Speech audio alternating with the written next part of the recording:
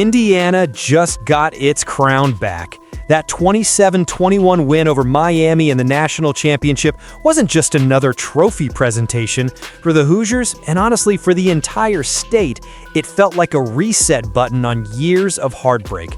After 127 seasons of football, Indiana finally climbed the mountain, and they didn't just sneak into history, they kicked the door down and rewrote it. 16-0. The first team ever to run the table at 16-0. A program that opened the year at 100-1 long shots ends it as maybe the most unlikely champion of this century.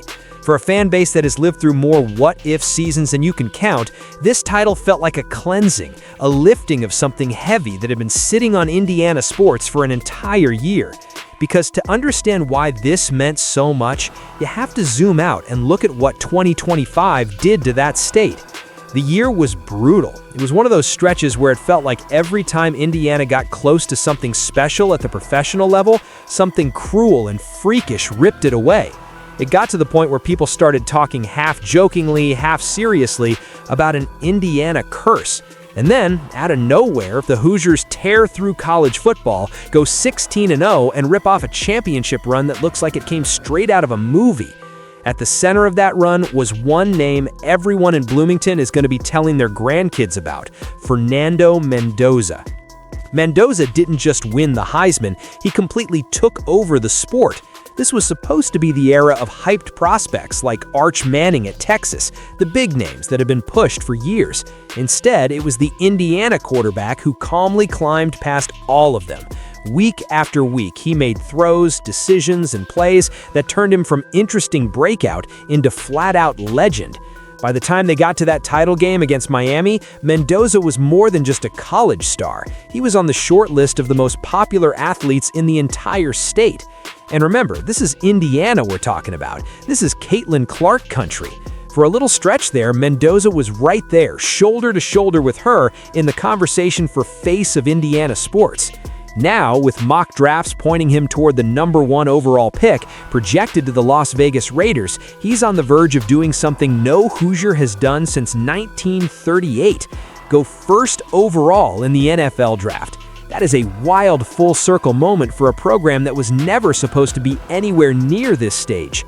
But as big as Mendoza has become, and as loud as those Raiders predictions are, Indiana sports doesn't have just one monarch anymore. If the king is leaving for the desert, the state's queen is back on the court and reminding everyone exactly who she is. Caitlin Clark is re-entering the conversation in a big way. Her 2025 WNBA season was basically wiped out. She played just 13 games before injury took her off the floor and onto the bench for the rest of the year. For the Fever, it was a brutal twist. They had their best campaign since 2015, punched all the way to the semifinals, and then had to play a Game 5 against the Las Vegas Aces without their superstar. Fans were left sitting there wondering what that series looks like if Clark is actually out there bombing threes and stretching the floor. Now, though, the tone around her is completely different. She's healthy enough to train fully again, and she's making sure people see it. She jumps on Instagram and casually shows off that blessed arm, firing long-range passes and throws that have people in the comments saying, "Wait, are we sure she picked the right sport?" The mechanics look like an NFL quarterback: smooth, compact, effortless power. We already knew she could launch cross-court lasers and hit teammates in stride, but seeing her translate that into full-on football throws, that just underlines what people have said for years about her vision and arm talent. And it's not a random hobby. Clark's love for football has been on display for a while. She's appeared on the New Heights podcast with Travis and Jason Kelsey, talking ball and banter like she belongs in the huddle. She's been out front supporting flag football's inclusion in the Los Angeles 2028 Olympics, using her platform to push for more visibility for women in that space. She doesn't just flirt with football, she genuinely understands and loves it. So here we are, as Fernando Mendoza prepares to leave Bloomington and become the new hopeful savior in Las Vegas. Caitlin Clark is once again planting her flag as the long-term face of Indiana sports. The WNBA's 2026 start date is still up in the air because of ongoing CBA negotiations, and there's a lot about next summer that hasn't been locked in yet. But one thing is becoming pretty clear: If the Fever are back on the floor and Clark is anywhere near 100%, the spotlight in that state is going to swing right back to her. And honestly, after everything Indiana fans sat through in 2025, they deserve a little star power and good health. Let's rewind and look at why this Hoosiers title is being treated almost like a sacrifice was finally answered. Start with the NBA. The Indiana Pacers had their best year in decades. For the first time since 2000, they got back to the NBA Finals. Indiana, a state that prides itself on being a basketball heartland, finally had its pro team back on the biggest stage. The run was gutsy, it was fun, and it felt like something was building. Fans packed Gainbridge Fieldhouse. The energy around Tyrese Halliburton and that young core was electric. Game 7 of the finals against the Oklahoma City Thunder was supposed to be the ultimate stage for Halliburton. He came out locked in, 9 points in the opening minutes, setting the tone, looking like he was ready to have one of those nights. And then it happened. The kind of injury you never want to see, especially not there, not then. An Achilles tear. Season over. Finals over. Title hopes gone in a moment. From there, the Pacers were effectively a shell of themselves. They just did not have the firepower or the emotional stability to recover from losing their engine at the most important moment of the season. Thunder fans celebrated, Pacers fans were left asking the same question all fan bases ask in those moments. What if? What if he doesn't go down? What if he finishes that game? What if banner number 1 finally goes up? Then jump to the WNBA side. The Indiana Fever had been trying to claw their way back to respectability ever since their last real peak around 2015. In 2025, it finally started to click. They stacked wins, they looked dangerous, they fought their way into the playoffs and then into the semifinals. For a franchise that had been wandering in the wilderness, this was a major step. But once again, the Indiana curse seemed to show up. Their Game 5 semifinal matchup against the Las Vegas Aces, a powerhouse built to win titles, came without Caitlin Clark on the court. Her season had been wrecked by injury, limiting her to those 13 games. The Fever had grown and competed without her, which is impressive in its own right, but everyone watching knew what was missing. You don't just lose a playmaker and scorer of her caliber and shrug it off. And again, it turned into a what-if moment. What if Clark is healthy and launching transition threes? What if she's out there stretching Vegas's defense to the breaking point? Do the Aces still get past them? Does that series flip? Layer that on top of what was happening in the NFL, and you get a sense of just how cursed the whole sports scene felt. The Indianapolis Colts went into 2025 with heavy emotion.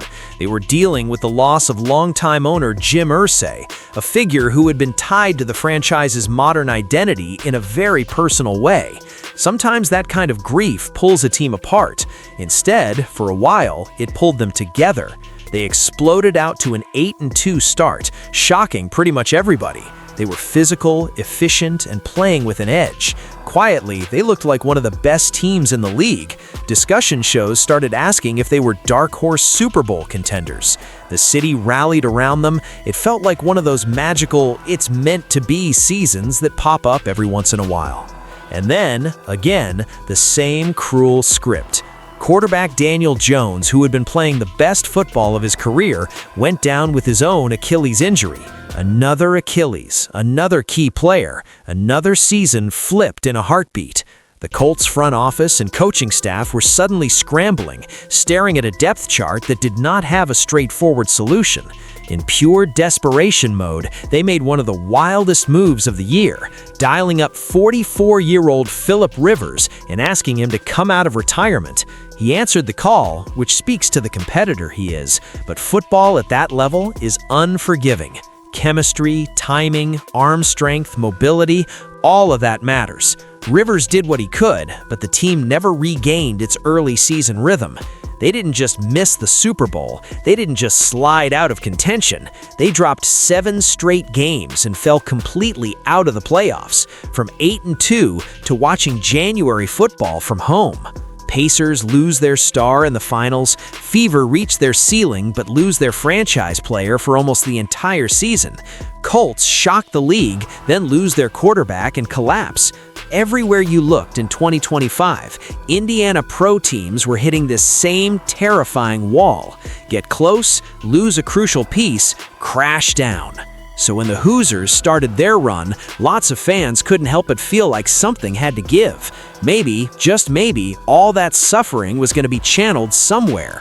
Indiana football wasn't supposed to be that place. Not with 100-to-1 odds. Not with a program that had never so much as grabbed a national championship before. But college football has a way of flipping the script when you least expect it.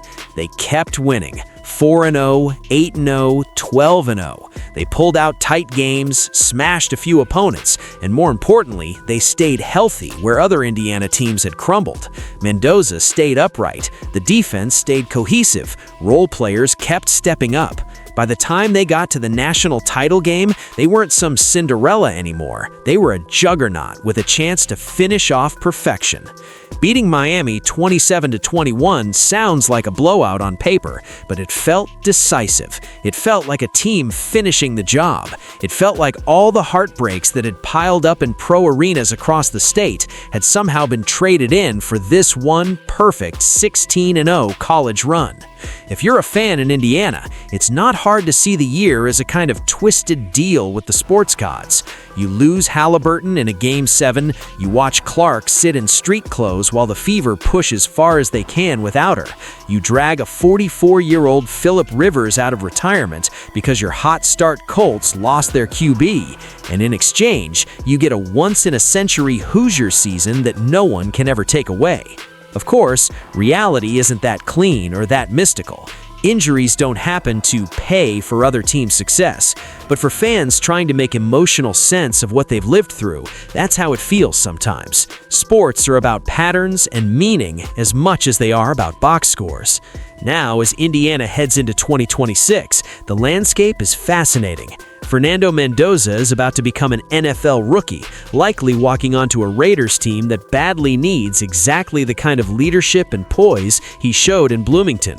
Caitlin Clark is healthy and firing rockets again, waiting for the WNBA labor situation to settle down so she can get back to carrying the Fever brand on her shoulders. The Pacers are rehabbing, retooling, and hoping Halliburton comes back from that Achilles as strong as ever.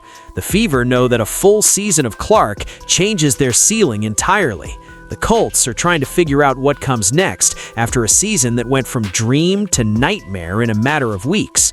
But whatever happens from here on out, one thing is locked in. In a year that felt cursed for Indiana pros, the Indiana Hoosiers delivered a season of the ages. 16 wins, 0 losses, a national title, a Heisman, a #1 pick, and a feeling across the state that at least for one program, the script finally flipped in their favor.